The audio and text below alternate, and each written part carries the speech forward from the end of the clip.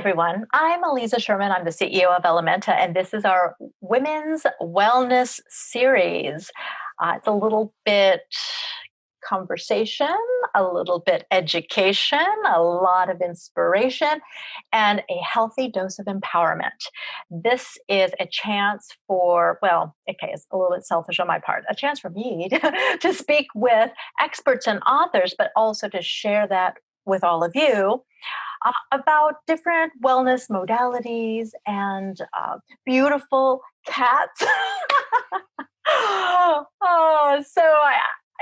I just want to welcome Marvel the cat and her owner Janet Fouts, who I know Janet from sort of back in the day. We've been marketers for years. That's been sort of my bread and butter, and a writer as well. And then you did a shift. So I would like Janet to tell a little bit about herself. Welcome, Janet Fouts. And who are you and what do you do? Oh my gosh, it's such a big question. Let's see. I like you, have been a marketer since, oh my gosh, way too long. And over the last 15 years or so, I've been transitioning out of marketing. My partner was diagnosed with breast cancer, and I found myself a caregiver. And it really caused me to take a look at how I was running my life and how things were going. And so now I own a company called Nearly Mindful and a cat named Marvel. And who is just so integral to every moment. Marvel wants to be of everything. But I started Nearly Mindful when I started studying mindfulness and emotional intelligence and how that can be something that can really help us a lot. And with today's topic being panic, let me tell you, I've had some panic. And I've learned how to manage it in a number of ways. And it's changed my life. It's changed the way I work, and it's changed the way I live. So I'm really happy to be here and to meet you in your group. I know. I mean, we've spoken before, but I think we've done some video, but definitely a podcast, right? Yeah. But this is a better chance to get to know each other even more. That's So, right. panic. Panic is something that is an outcropping of many different circumstances and situations. Some of it could be chemical, or really it is a result of chemical changes in the brain. Some of it could be a hereditary condition. Some of it could be a situational flood of these chemicals, the fight or flight chemicals, right? The cortisol, etc. I mean, have you thought about or studied or looked into the physiological reasons behind panic? Yeah, quite a lot actually. And you're right. It's both chemical and physical. And when we start to experience emotions, that's one way that we can get into a panic mode, because we start to get really focused on the emotion and we can't step back from it. We can't get perspective. And so that emotion continues to build. And as the body responds to that emotion, it starts putting all kinds of fight and flight things going out there.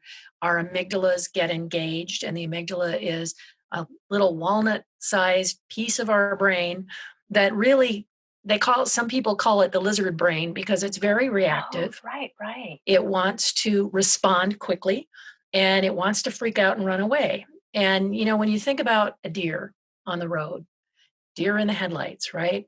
They see the oncoming car, but they're frozen and they can't do anything. And then all of a sudden, hopefully, they jump out of the road and run away.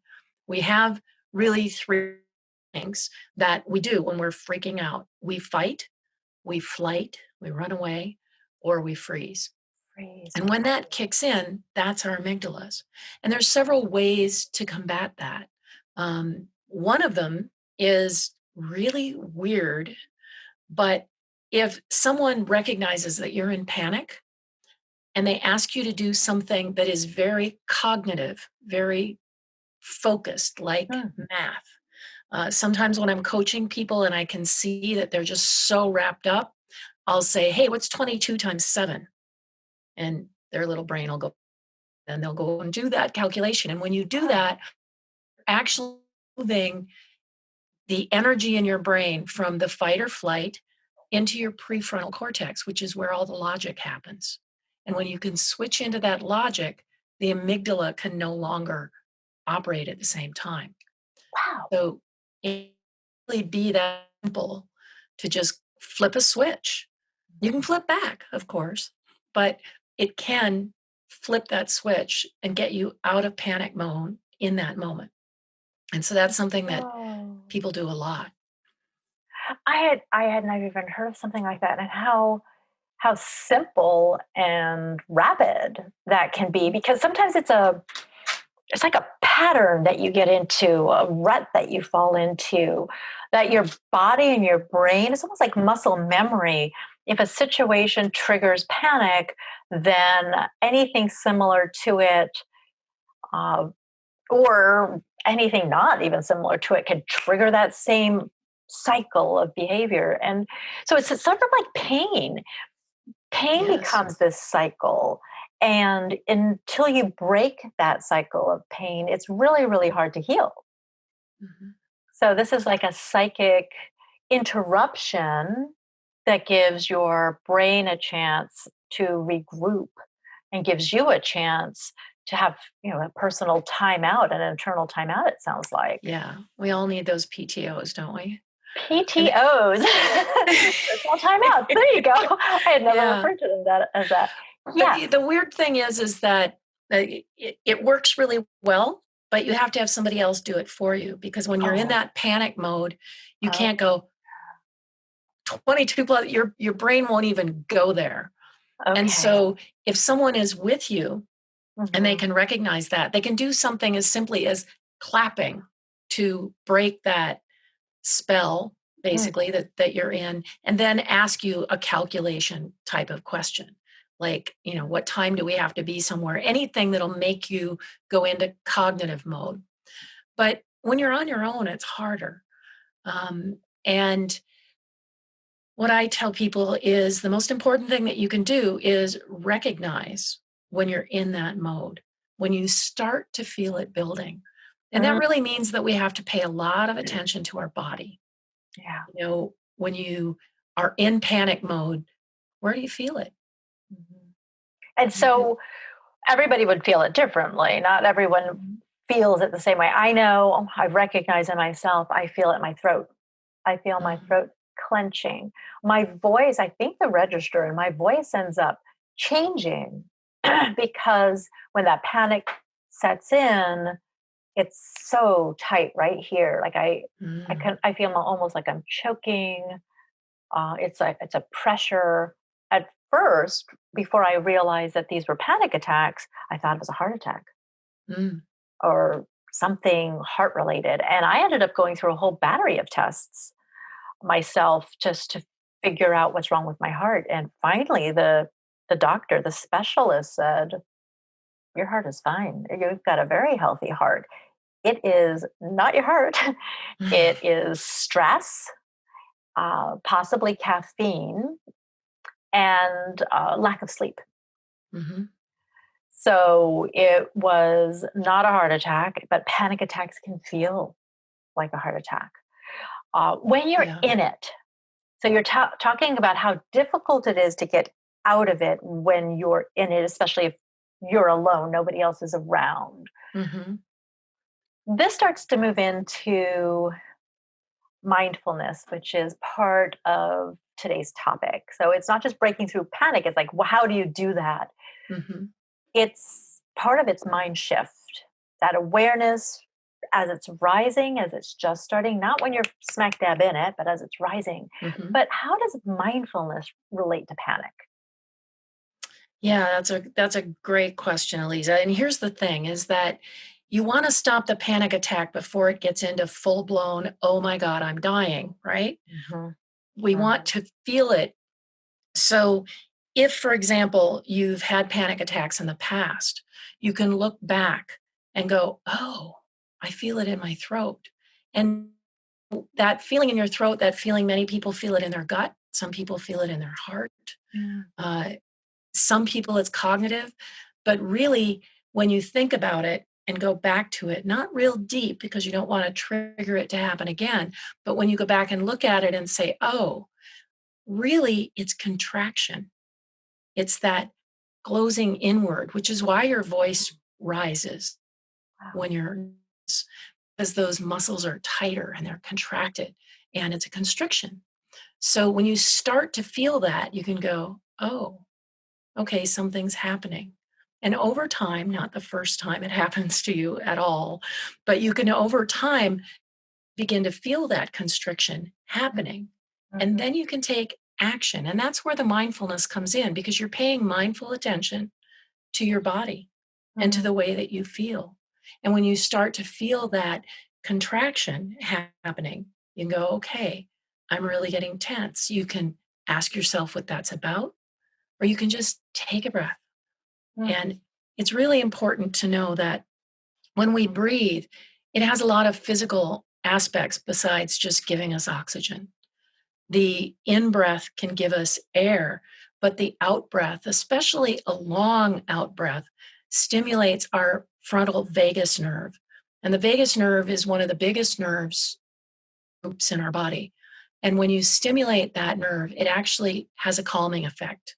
It can slow your heart rate. Hmm. It can lower your blood pressure.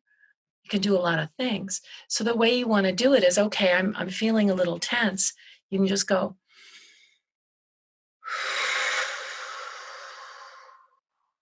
Yeah, I the remember saying that. longest out breath you can do.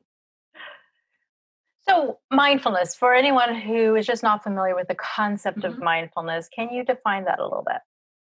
It's really quite simple. It's paying attention in this moment to whatever's going on. Mhm. And it's Not an attaching extra to it, right? Not attaching to it. not Because attend to it, not chasing it, not following it. It's Mhm. just, oh, here I am. Mhm. And the more aware we are of ourselves, the more we can start to understand what's going on with us.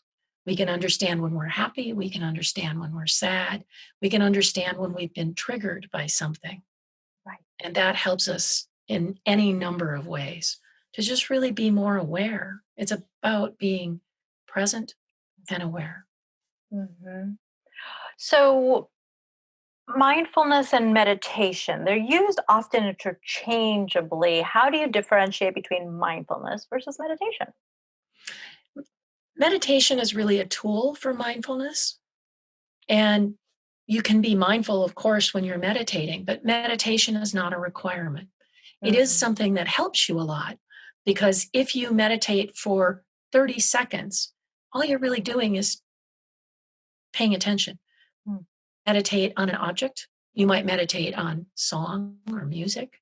You might meditate as you're walking. There's lots of ways to do it. People have a lot of misconceptions about meditation. That that's the only Right. way to meditate. And that you And have that to is sit one in a way. lotus position, which these days I Yes. can't even get there. I can Yeah. barely sit cross-legged. Yeah. And it's hard for people to really understand. And, there's so much stereotypes around meditation that people think that, for example, you have to suddenly stop all the thoughts in your mind, Mm, which almost impossible to do. yeah. What it really is saying, okay, I see this thought and I'm not going to let it own me right now. If Mhm. I'm focusing on my breath, if I'm focusing on my butt in the seat, those are things that you Mhm. can meditate on. You just keep returning to that over and over again and bringing your focus back to what it is that you're meditating on. Does that make sense? Yeah, yeah, it really does.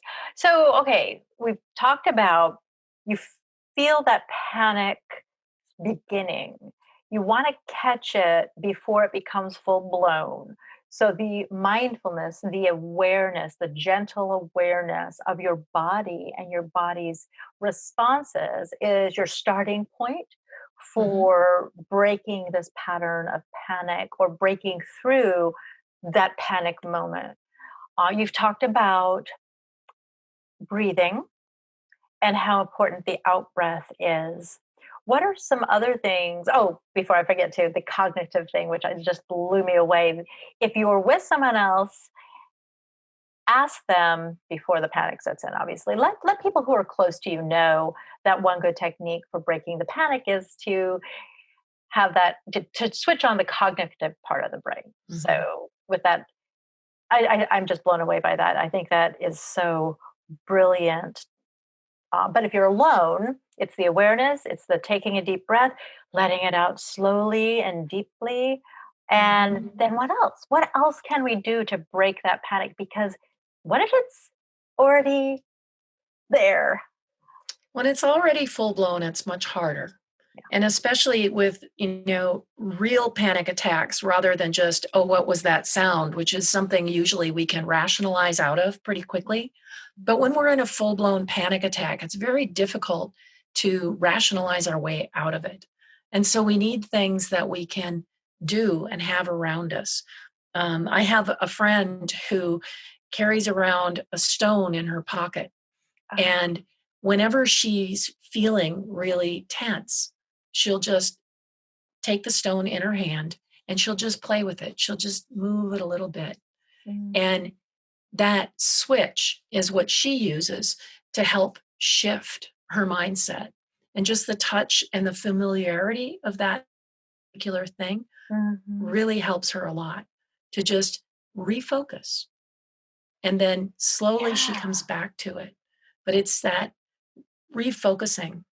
Some people use, fidget spinners, that Mhm. those Worry beads. That popped in my head when worry you said beads. stone. Yep. Worry beads. I always have I always have a bracelet on, and I'll play with my bracelet if I'm just needing to refocus.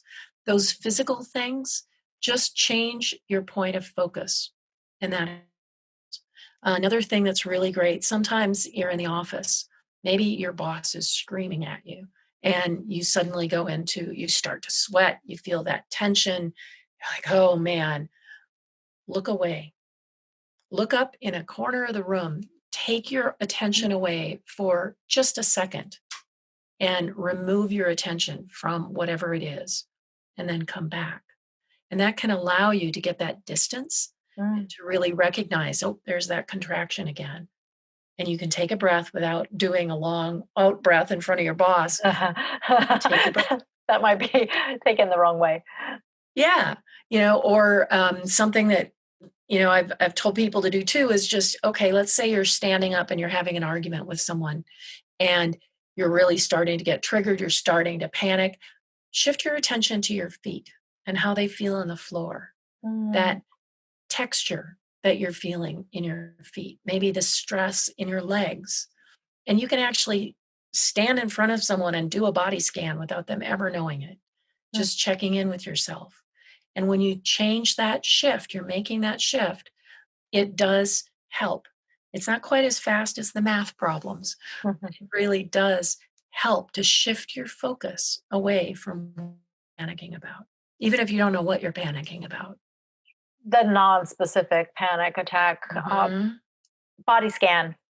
You just mentioned a term which I recognize as a mindfulness term, but can you Mhm. explain what a body scan is? Yes, thank you for asking that. It's really important that you are aware of your body. Most of the time, we trip a lot, we hit things, we knock things off the counter because we're not paying attention. And so part of being mindful is paying attention. A body scan is quite simply checking in with yourself. So you might start at the top of your head and just slowly go down your body. If you're meditating, sometimes I use the metaphor of there's just a golden light falling on the top of your head, and you can feel it going all the way down your body. That takes a little longer. When you're standing in front of someone, you can just kind of check in with yourself. My shoulders up around my neck. Okay, that's something you can fix. You can drop your shoulders. If you're feeling that tension in your back, you're feeling your hands clenched in a fist. Cool. Spread those fingers out. Shake out your wrists if that's appropriate in that time. Things like that can also help to distract you, but also release that contraction and allow you to open to what's going on, even if it's something negative, when you're open to what's going on, you can be more receptive and find ways to work around it, maybe through nonviolent communication. Open is a non-resistance. And Yes. resistance is what often causes so much more friction and pain, whether it's Mhm. physical pain or psychic pain. Resistance is the enemy of panic. Right. It really is. One of the things that I Well, also, I'm gonna oh, push back on that for a okay. minute. Yeah, yeah. Resistance causes panic. Okay. Right. Okay. Yeah. That is definitely And that's why a the better way of saying openness, that. it's like, Yes. Hmm. if somebody's yelling at you and you can now you're just an immovable object. And there is no way for them to soften anything. And there is no way for you to soften anything. But if you just relax your shoulders, open your hands, widen your stance, you can use some of those power pose ideas as well to just I straighten your love back, those. your Yeah. shoulders back, and be open. And it will soften very difficult conversations. But if they feel resistance, they're going to push back, right? Hmm. It's true. It's true. I'm thinking of all kinds of applications for this. um, Seeing somebody else panic, then I think the idea of giving them some sort of math problem or something that shifts the brain is great. What else could we do for someone else who is in that panic moment? Mm. Give them a little space. Sometimes it's common for people who see somebody else in a panic mode to go, "Oh, can I help you?" Last thing you want to do right now, because you're going to be pushing into them. You're going to uh, make them a little resistant because right now they don't want that. They're panicking. Mm, They don't want mhm, a hug right now. Some people might, but most people just need space. mhm, And so, if, for example, you're in a room with three people and two of them are having an issue, you can break that spell by asking a question, by doing some kind of a diversion to give the person that's having the panic attack some space, some breathing mhm. room. You can offer coffee. You can do a lot of things that will just break Wow. the in the room. You can also redirect the person who's causing the problem, and it isn't always the arguer who's causing the problem, but you can direct them too. And if you are very skillful at it, you can start asking questions that can redirect the whole conversation to something more positive, less negative. That's when we talk about nonviolent communication. It's really about, now, let me just understand what it is that you're saying here. Do you mean this? Can we dig into that a little deeper so that I can Mm, fully understand your position? And when you do that, you're opening and allowing, and you're also creating space in the room. mm. That's really great. So I dove right into this conversation without saying or asking, do you have a copy of your book that you could hold up? I don't Isn't actually. that, oh my gosh, I normally ask authors, do you have a copy of Ah, your book before we get started? All right, well, tell us about your book. Because sure. since you are an author, I think it's really important. And we're also giving away a copy of the book as well. So uh, tell us about uh, tell us about your book. How did it come about? Sure. So the title of the book is When Life Hits the Fan, which is a really good title for anybody who's having panic attacks. And it's really about mindful care for the caregiver. And it's about self care and how we can use mindfulness to be better caregivers. My story is that when my partner was diagnosed with breast cancer, um, it hit me really hard. And I found out a lot of things about being a caregiver, and most people don't even identify themselves as a caregiver. They're just doing what they got to do. And you can get really wrapped in that. You can get to the point where you don't let anybody else do anything because you got to fix everything. You've got to hold Mhm. everything. And you get into this place where it's really overwhelming. You're exhausted emotionally and physically. And it's very difficult to come back from if you don't have any kind of mindfulness practice. And that could just be It could be meditation, it could be prayer, it could be having someone that you spend time with is unbiased. So there's lots It of could be your cat. it could definitely be your cat who's sleeping now, thank God. Ah. Um, but it But really but is. pets I think are Pets are wonderful. really good for grounding. Yeah. That was something I also wanted to mention, and then tell us a little bit more about your book. But the idea of grounding, sometimes when you are in that panic mode, you're just way up here and you're not Mm, rooted in the earth and you're not stable and everything is just chaotic and loose. And the grounding, I've learned recently, can be sped up through the five senses. mhm, And you were talking about touch. You were talking about a stone, and we mentioned worry beads and other kinds of, a bracelet or something. But also, if you think about your other senses, people who truly have severe panic have often will put together a little box of grounding items. So it mhm, could be putty for touch. It could be some kind of scent, like an essential oil for smell. It could be a mint or something for taste that you could just pop into your mouth that just mhm. switches things off, or distracts very quickly. Um, I just wanted to mention that because you mentioned before, feel your feet on the ground. It just all comes back to you Mhm. want to be present and you want to be grounded. Um, Talk a little bit more about your book. What can we find in there? Yeah, absolutely. And I agree. The grounding is really important because what happens when we are having a panic attack is we're all over the place and there is chaos and our mind is racing, everything is going. We need that thing. And whether it's a stone or, all of the things that you just mentioned, I use scent a lot, Mm, um, as a way to really just kind of refocus. And that grounding is incredibly important. And if we're not grounded, we're often very reactive, and mm, reactivity is not helping us. So not figuring with out how to panic. do that. Not That's some of the things that I do cover in the book okay. is, okay, when you're a caregiver, you often find that you're not taking care of yourself because you're so busy caring for the other person. And something that I've worked with over 100 caregivers now, and the universal thing that I hear from caregivers is, I don't have time. Mm, Well, yeah, you kind of do. Because here's the thing, you don't have time because you're so busy fixing, you're so busy doing, and you're so busy being focused on this job that you have to do. And that's wonderful and it's laudable. However, if you don't stop to take care of yourself, you're not going to be a very good caregiver. And mm, if you're constantly running, there may be a lot of things that you're doing that you don't really need to be doing.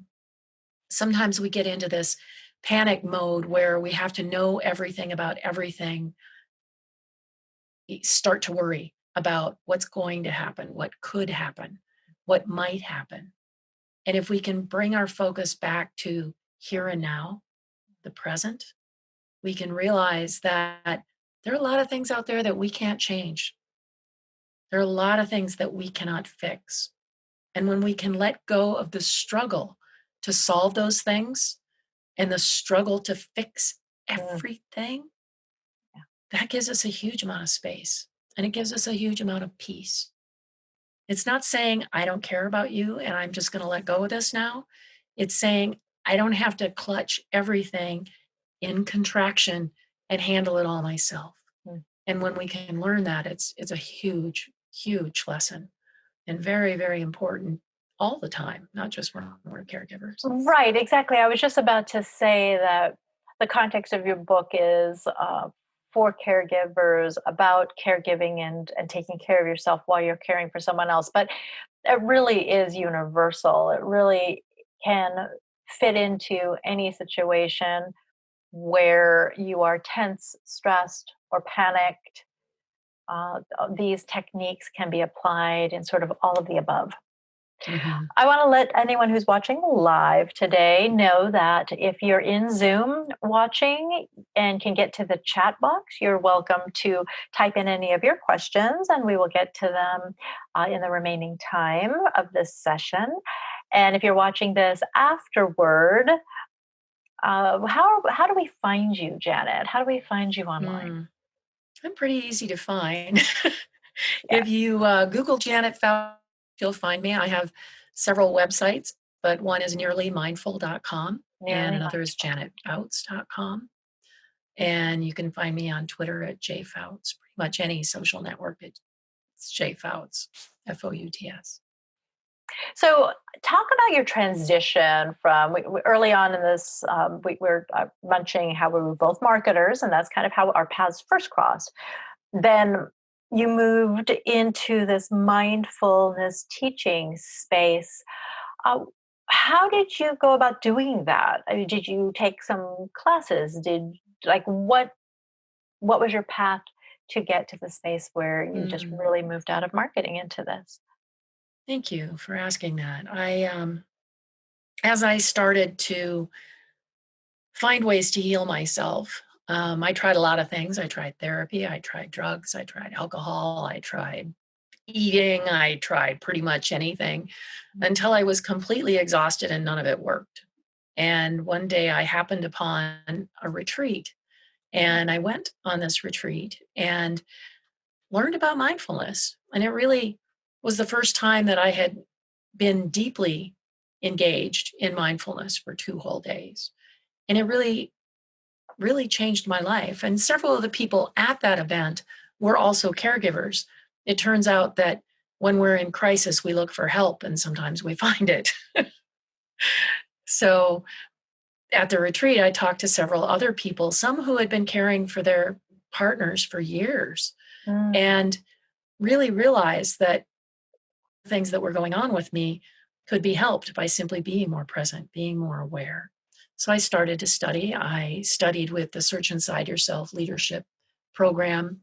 I studied at Stanford at the Compassion program, oh, wow. several other programs, UCLA, read absolutely everything I could and went on a few more retreats, which just really brought home to me several things. One was that my Silicon Valley lifestyle was starting to make me crazy. Mm, That the run to fix, the have to do, my need to fix everything was not helping. And so I started to find better ways to be helpful.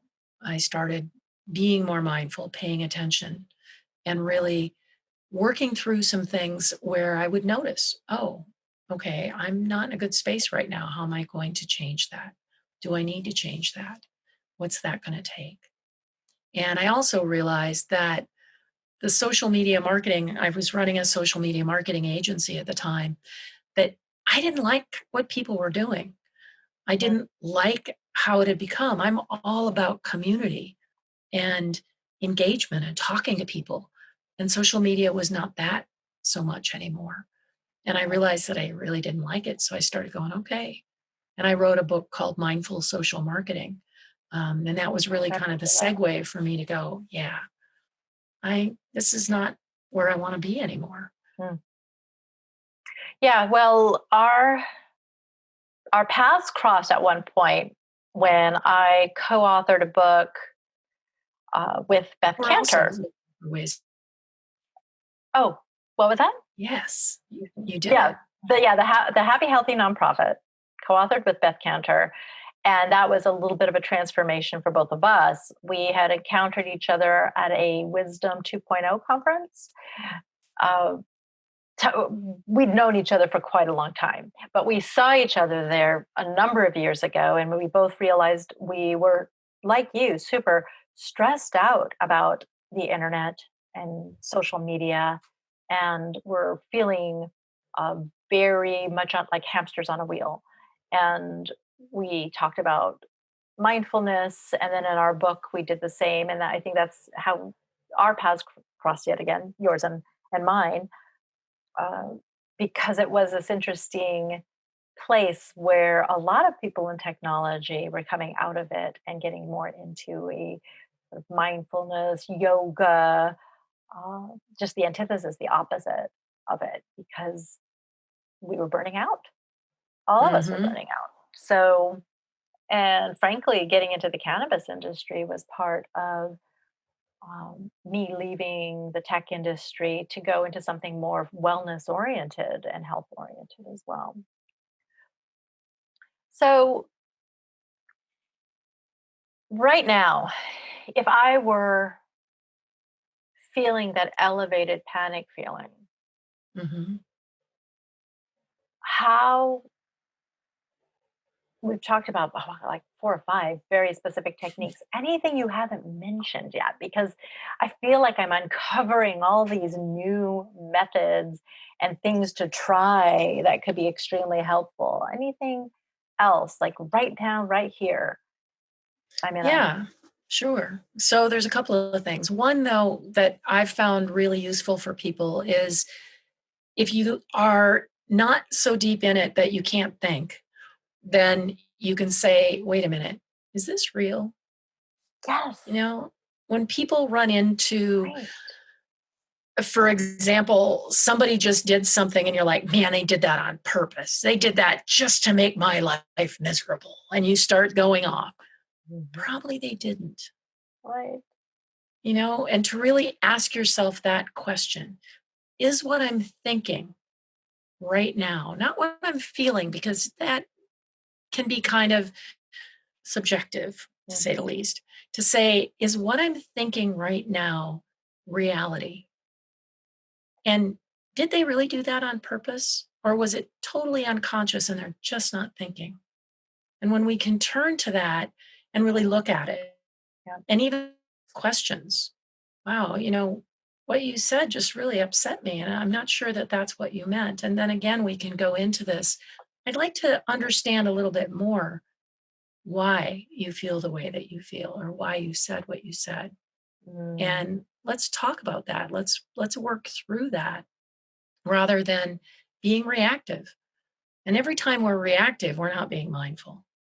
So we need to recognize that reactivity for what it is. It's reactivity. So how can we respond rather than react? And that takes a little bit of thought. It takes a little bit of generation to say, okay, I'm feeling really reactive right now. Take that breath, get grounded, whatever you need to do to refocus, and then with thought, respond. It doesn't have to take a long time. Sometimes it does. It's interesting, you see people like Desmond Tutu or the Dalai Lama when they have conversations. You ask them a question and they start to speak. And sometimes it takes a really long time because they're Oh, actually giving thought to their answer. And we've been so trained to respond because we could miss something, or we're in a conversation and we're so busy trying to get our point across that we don't just take a breath. It's really interesting if you do. Um, when someone says something, just take that one breath space to allow them to finish what they're saying. They could say something completely different than you thought they were going to say. right. The anticipation sometimes is what causes us to interrupt. We Mhm. think we know what is going to be said. What's so fascinating is how we've moved from how do we address panic, break through it, stop the panic cycle? How do we be mindful to do that? And now, what we're really doing as well is good communication. It's almost like good communication with yourself, and then good communication comes out of it in the way that you interact with others or respond to others. Mm. And that's the core of mindfulness is good communication with yourself. And Mm, people say, oh, it's so selfish to put yourself first. No, it's not. Because if we are present with ourselves and the way we're feeling, we can start to interpret the responses of our body. If someone moves towards us and we pull back and mm, we notice that, mhm, then we can respond to that. But is same thing with leaning forward or, any kind of physical action that we have to something. When we're aware of it, we can manage it. We can respond to it rather than react to it. So it's all about just being aware. And it Yeah. takes a lot of practice. It's not something you Yes. can just do, all the time. Some people and do, and I yeah. love them. Lucky them. So we do have a question. Can music be used as a distraction in a case like Mhm. this? Yes, absolutely. Listening to music and especially performing music. If you Mhm. happen to play guitar, you can use that as a place to go where there's a tactile sense and there's also the audible sense and the emotional sense around that thing. And it can totally take you away. Yeah. I play Tibetan singing bowls and I just love the Well, sound of them. yeah. And, I don't have one here because I'm in the garage, but it, it's really amazing how that one tone can take me somewhere, and it can be that simple. Because I was going to say too, it's so funny that you said that that's what you play. And when I think of music, I also sometimes think of just the singing bowls, the tonality, more ambient music in a sense that's very textured, as opposed to just songs. But I find for myself singing, Mm, because it has, since my panic is very throat oriented, the techniques that you need to use in order to sing properly are breathing, mhm. being very breathy, with and pulling from your diaphragm so you can project. It just, you automatically, if you have any singing training at all, and I have like just minuscule amounts, but Mm. not that I'm a professional singer, but the act of singing too, because you're also expelling a lot of CO2. Don't do it around other people, because during the COVID pandemic, Don't sing on people. don't sing on people. But even just alone, Mhm, starting to sing a song, you're applying a lot of these things that you're talking about without having to think, okay, let me breathe in. Okay, now let me breathe out. It's very mhm. much a natural, for those of us who like to sing, a natural and enjoyable thing to do. It's Singing also to me, very focusing, yeah, because okay, if it's a song that you haven't sung before or you don't haven't sung a lot, you're thinking about the words. You're thinking about the yeah. meaning of that song to you personally, Mhm. and you're thinking about breathing, and you're thinking about how your vocal cords. You may not be thinking about your vocal cords, but you Yeah. are actually using them and Mhm. exercising them. And all of that removes your focus from what is freaking you out. Right. Something else is simply smiling. And the Right, I've heard physical that. act of smiling Yeah, can lift your mood. right. It's like the There it's was like a the power study poses, done. right? It's like the power poses. It's sort of It like your is. face pose if you put your face into a smile. What was the study? It is this. There was a study done, and I forget where it was, but I think it was MIT, where they had people look at images, and for both of them, they had them put a pencil in their mouth right there. Hmm. Okay, who cares, right? They actually had more positive. They were doing functional MRIs on them, and they actually had more positive feelings just with the pencil in their mouth because it's actually a physical smile. Oh, it is. It Oh, looks wow. silly, but it really cause the muscles to move in the way that they do in a smile. So, there's not the science around mindfulness and emotional intelligence is fascinating. And I get really immersed in it. For me, when I first thought I'm going to go on a mindfulness retreat, I was like, oh God, they're going to make me do yoga. And I don't do yoga. And I had all of this metaphysical, fairy dancing, just stereotypical stuff in my head. And I don't really appreciate. I appreciate it, but I don't. That's not what resonates for me. Mm. And the more I dove into this and realized that there was solid science behind it, my little engineer brain went, ooh. Oh, this is really good. So you kind of geek out on it. Oh, you Yeah. mentioned another term I'd like you to define: emotional intelligence. Can you Yes. define that for us? So emotional intelligence is really being able to see and recognize and understand the emotions that you're experiencing. Oh, Just okay. going, "Oh, I'm really pissed right now." Okay, that's emotional intelligence. But then it allows you to respond intelligently as well. It's an Mhm. extension for me of mindfulness that when I'm aware of this emotion and what could happen, I can mindfully decide how I'm going to respond rather than being reactive. That's a really great definition, and that makes a whole lot of sense.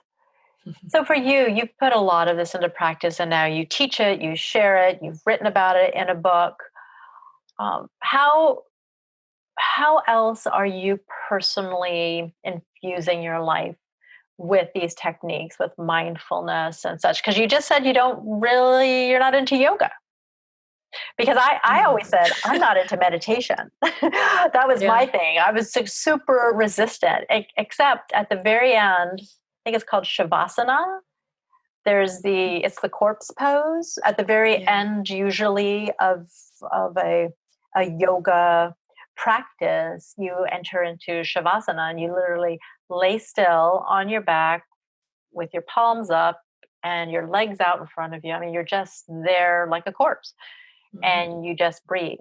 It never occurred to me that, in a sense, that was a form of meditation or It even absolutely is. I know, And when but you look at it was so funny. I just like resisted meditation for so long.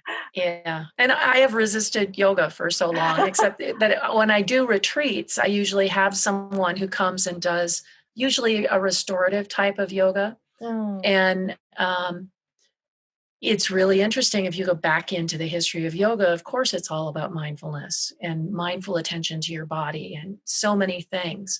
But it just doesn't please me. I do Tai Chi instead. But Oh, um, interesting. Yeah. total misdirect there. But I do think that there are many ways for us to be mindful and attentive, and many ways for us to be more present in our day to day.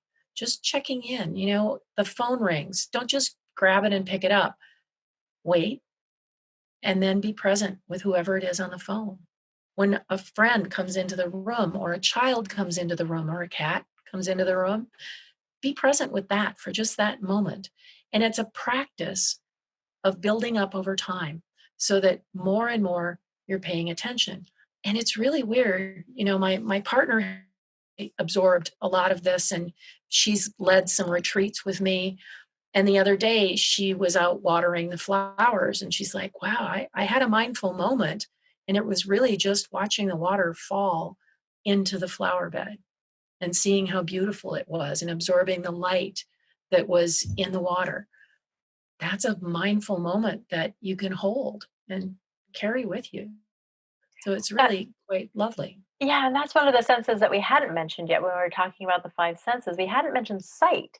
Hmm. One of the things that I've noticed that has really helped me in the last few months with everything that's been happening is I'm staying with my in-laws, and my sister-in-law is a gardener, and she's a very sort of natural, intuitive gardener. And it's like a fairyland. It's like a paradise. Mm, Everywhere you look at any given day, it's a completely different sight. And so it's all about just focusing in on flowers, on nature, which is incredibly helpful and also distracting from the monkey mind and the crazy thoughts that you might have that mhm, could lead you into a panic state.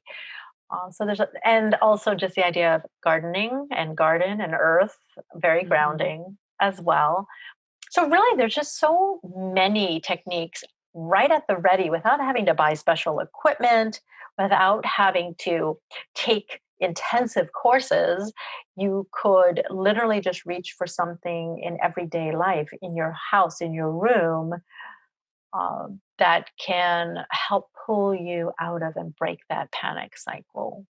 Yes, Seems very absolutely. accessible. It's a practice. And that's really the key thing, is that it is a practice. And you do little things throughout the day. And as they start to give you return, as they start to please you. And one of the things that I do when I'm working and I'm getting really wound up about something, I'll get up and I'll go around, walk around the block. I Walking. will not take my phone, and I will just look. And it takes a little while. It takes about 3 or 4 minutes before I start to notice little spots of beauty around me. It could be the light coming through a tree, it could be a flower, it could be a child, it could be chalk on the sidewalk. We have a lot of that here. And allowing yourself to just notice those things and absorb them and stay present. And by the time I get around the block and I come home, I'm good. And it's really just being present and noticing the small things and carrying those things with you later. It's always great to have things that you love, that please you, that you can go to when you start to feel contracted. And you can just open to that and allow things to be good, because most things are good. It's just that we get focused on the negative, Yeah. can't see the goodness, but joy is everywhere. Mm. You can Which say to yourself, is there really no joy here? Look around your room right now right. and say, is there nothing here that brings me joy? There probably is. Maybe you can't see it right now, but it's there. And that also makes me think of gratitude. Mm, Gratitude as a practice. So we talk yes. about mindfulness, but being grateful and thinking about things every day that you're grateful for is supposed to be extremely healing. I I don't have that practice as Mm, much, but I've talked about it, read about it, and well, it's sort of you just like yoga for me and mindfulness for you, meditation for you. You gravitate toward what feels right. And that's the biggest thing of all yes. is you do not need to force yourself to do No. any technique or any practice that doesn't feel right to you, because then that actually could exacerbate your panic feelings or your anxiety or your Yes. stress. It's not about being perfect at this. It's about finding the things that resonate, finding the things that feel okay in those moments when you don't feel okay. Mhm. It's good to stretch yourself and try things that are unfamiliar. Mm. And, if that box doesn't feel good for you, if you feel, hemmed in and I just hate this, get out of that box. Go get another box. There's lots of boxes that fit in. So finding what it is that works for you. For me, it is the graceful movement of Tai Chi and something that I can do and not stress out over whether I'm doing it right or not. Mm. That works for me. For Mhm. some people, it's listening to music because they don't play music. Those kind of things, putting boundaries on ourselves isn't really going to help us, and trying to force ourselves to do things. I find this with meditation. When I first started meditating, it was in, I don't know, the 70s. And somebody said, all you have to do is stare at a candle and all will be revealed. So maybe it was relieved. And so I put a candle on the table and I stared at it as hard as I could. And all I did was drive myself nuts and fill myself full of self doubt and lack of self worth because I Like you couldn't felt do you it. And I thought, failed. You felt like you yeah, failed at some. I Yeah, thought I could you flip a shouldn't. switch. Oh my gosh. No, you can't. Yeah. And I think that also brings up the idea of judgment. When you're Mm, in that panic state, don't judge yourself. Don't scold yourself internally saying, "Oh gosh, what's wrong with me? Why is this happening again?" It's not going to help. That'll just sink you deeper. You no, really and just need to let recognizing go. judgment. Yeah. Oh, there's judgment again. Oh, and whether it's self-judgment or judgment of others, Right. either one. I mean, there's a difference between discernment. Oh, that dress looks good on you, Mm. or, whatever. But it's recognizing self-judgment is a huge tool to Mhm. go, oh, I'm here right now because I'm judging myself again. I don't like my hair today. Ugh, how am I going to do video? I hate my hair. I can just get wrapped in it so quickly. Yeah. And when you recognize what that does to you, it's a lot easier to stop. And just to go back to the gratitude practice, I do a daily gratitude practice, and I Nice. started once doing journaling and the things I have to be grateful for. And it turned out, it was like, oh, it's sunny today, and they started being very banal. And then I realized that all I have to do is come up with 3 things that I'm grateful for every day, and I Mhm. try to mix them up a little bit. But over time, you can go back to those things that you're grateful for, and they become resources for you to Mm. turn to when you need anything to make you feel better. You Mhm. can turn to gratitude practice. You can recognize I'm in a really judgmental place right now, and I'm glad I can recognize that. But and that's a skill. That's a skill that you hone. I mean, It's it practice. really is. It's part of the practice. Um, Mm. I wanted to pick a winner for your book. You're giving away a copy of your book, and I'm going to ask Melissa to pop in the cover art of your book right now. Ta-da! So, a copy of your book. Again, the title and the gist of the book is When life hits the fan, a mindful guide to caring for yourself while caring for others. excellent. And randomly picked, we have a winner, and it is Tammy from Las Vegas. Yay, Yay! Tammy. So, Tammy, the way that you can receive your book is you need to get us your address. So, I'll give you my email address, Aliza, Aliza, at elementa.com. And I will type that in. There you go.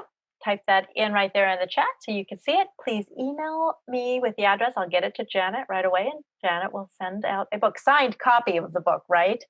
Yes, of course. Of Yes, course. of course. Yes, as an author, I do know that it is extra special to be able to sign a book for someone and to get books that are signed by the author. It's always extremely exciting when I used to go to the bookstore and Mm. I would see the signed by the author note. It almost just compels me to want to buy it. I just love that touch. I respect authors so much. It's a lot of hard work. Um, Well, you would know being an author. being an author, I do know it so takes over your whole life, It but does. it's worthwhile.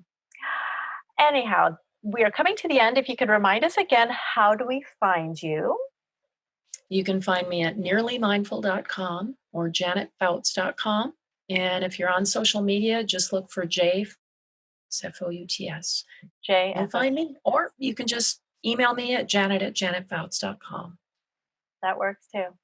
All right. Well, thank you, Janet, for spending some time with us, for talking to us about your book and about mindfulness, about emotional intelligence, panic. Get rid of the panic, but do it in a really mindful way. I appreciate you so much. Thank you for being Oh, here. thank you, Eliza. And thanks for everybody for joining. And Tammy, I will definitely send you that book. All right. Bye, everyone. Bye bye.